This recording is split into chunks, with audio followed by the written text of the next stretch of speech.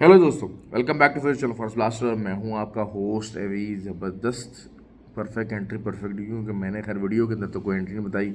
कल मैंने वीडियो नहीं बनाई। मैंने कहा ज़रा थोड़े से ज़रा इन्जॉय किया जाए, जितने जितने भी मार्केट के अंदर और बहुत सारे ग्रुप्स के अंदर माचे गिर बनते हैं, तो उनको देखते हैं कि जी क्या करते हैं। आई डोंट नो कि वेदर उन्होंने अच्छा परफॉर्म किया या बुरा परफॉर्म किया, मुझे तो इतना आइडिया नहीं है। लेकिन आई होप कि वो शायद उनके सिग्नल्स वगैरह या उनकी वीडियोस यकीनन बहुत सारे लोगों ने देखी होगी, तो उससे शायद प्रॉफिट हुआ। तो लेकिन वही बात है कि it was a lost effort, क्योंकि मार्केट लॉस्ट थी।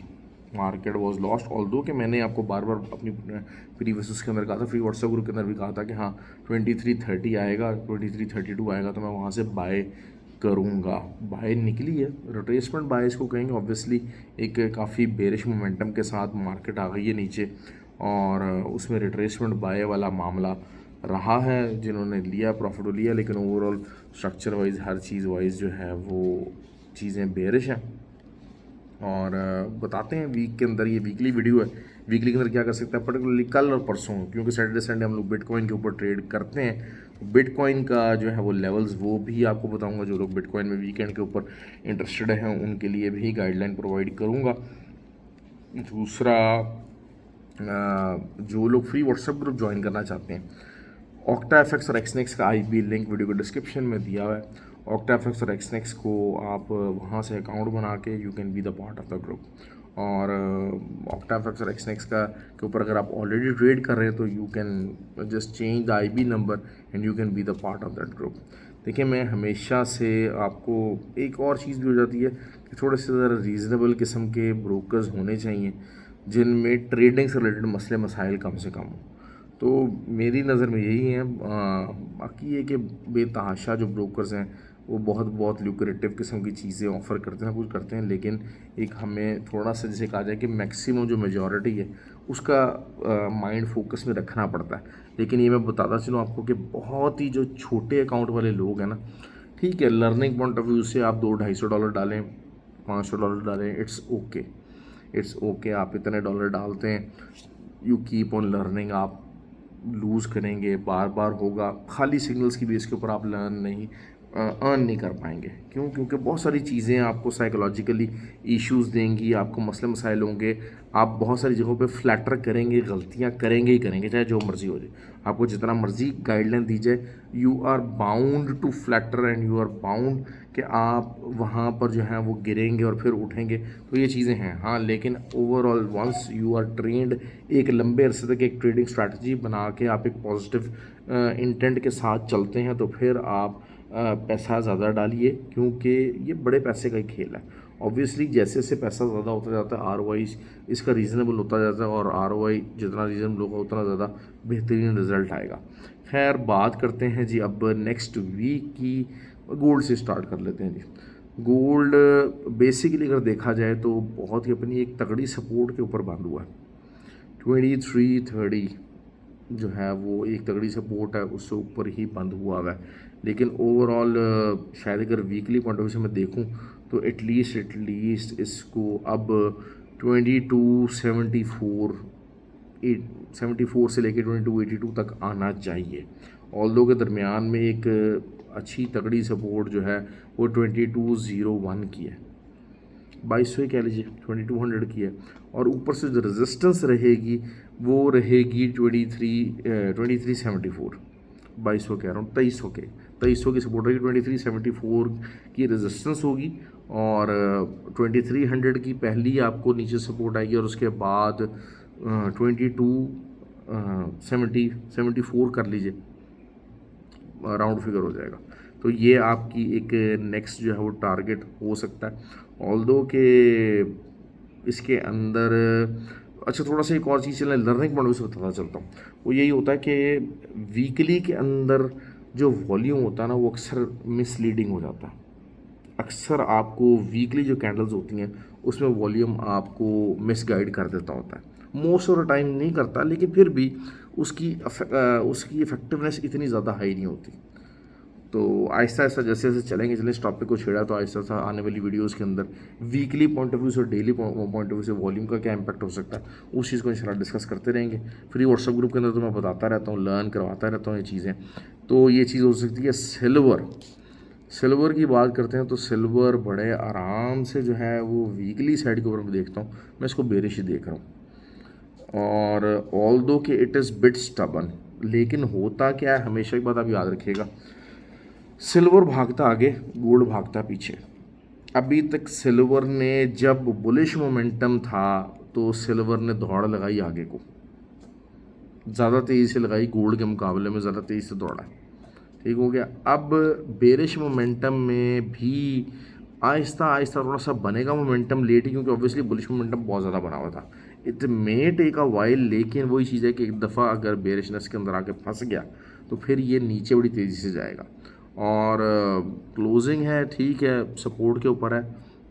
अभी तो शायद वीकली में तो सारा सेटअप बुलिश ही है, वीकली में सारा सेटअप बुलिश है, लेकिन जो कैंडल्स बनी हैं और वॉल्यूम को अगर मैं देखता हूँ तो फिर मुझे बेरिश साइड के ऊपर टिल्ट होना पड़ता है। हो सकता है कि ये वाला जो वीक है ये साइडवेज मूवमेंट वाला वीक रहे, साइडवेज वीक मूवमेंट वाला वीक रहे, और अगले जो है वो वीक में या उससे अगले वीक के अंदर प्रॉपर बेरिश कैंडल बने जो कि आपको शायद नीचे के level up to the level of 2750 वहाँ तक लेके जा सके।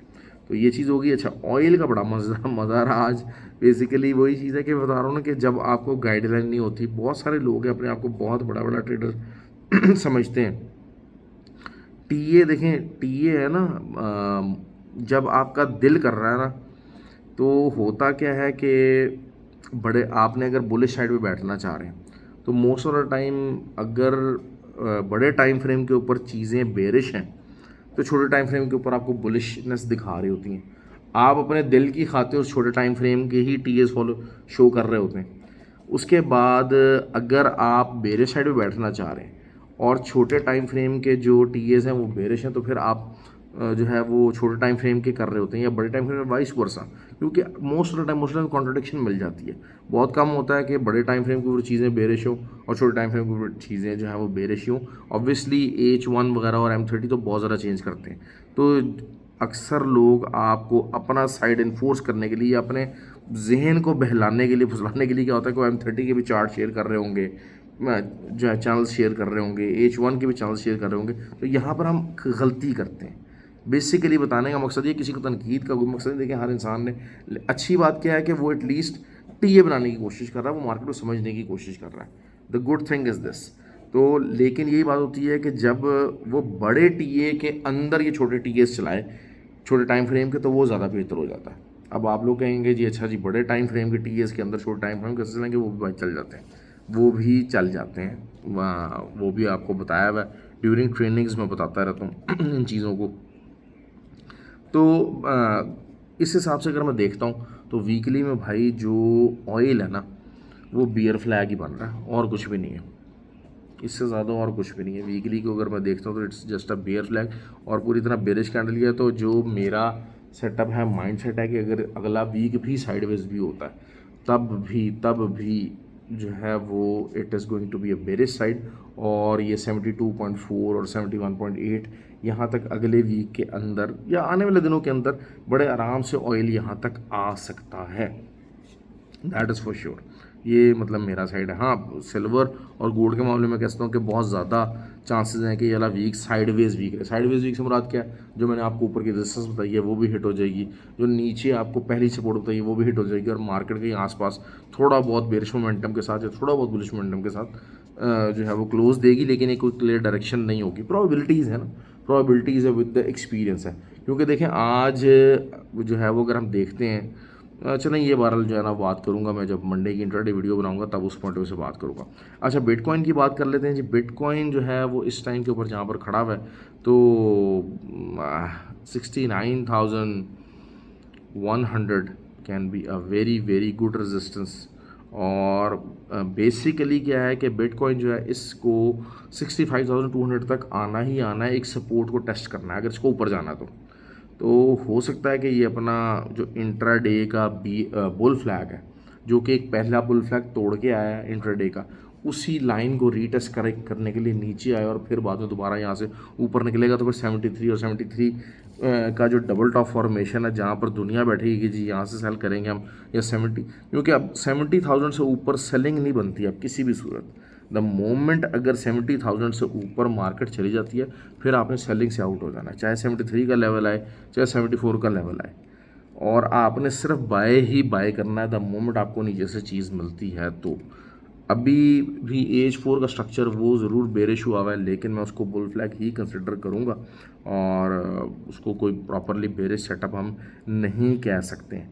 तो लेकिन ये कि अगर एसएल लगा के आप इंट्राडे पॉइंट ऑफ व्यू से अगर आप सेल करना चाहते हैं तो एरिया मैंने बता दिया basically. Ideal resistance something is that 69,900, अगर वही बात है 69,100 को क्रॉस कर जाता है तो 69,900 is the last rod. But 70,000 के ऊपर है तो फिर आपकी बाय स्टॉप की मूव है, और वो बाय स्टॉप की मूव आपको 76,000 तक बड़ा ईजी लेके जा सकती है।